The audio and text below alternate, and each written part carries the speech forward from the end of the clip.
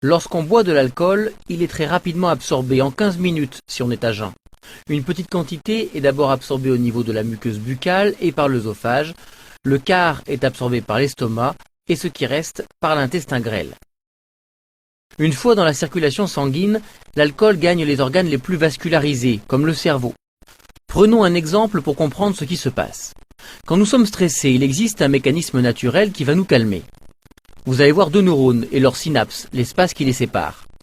Le neurone de droite doit dire au neurone de gauche de se calmer.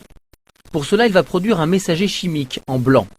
Ce neurotransmetteur se fixe sur les petits canaux pour les ouvrir. Cela permet au chlore, en bleu, de rentrer dans ces canaux et de calmer l'activité du deuxième neurone. Le cerveau se calme.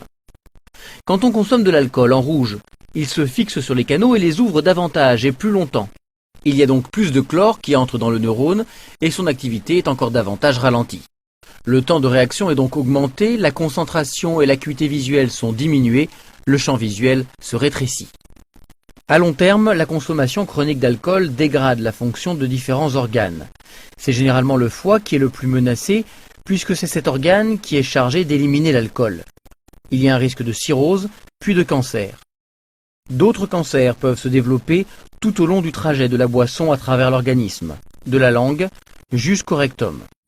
L'alcool augmente les risques de faire un infarctus, mais aussi de développer des maladies du système nerveux, des troubles du comportement et des dépressions.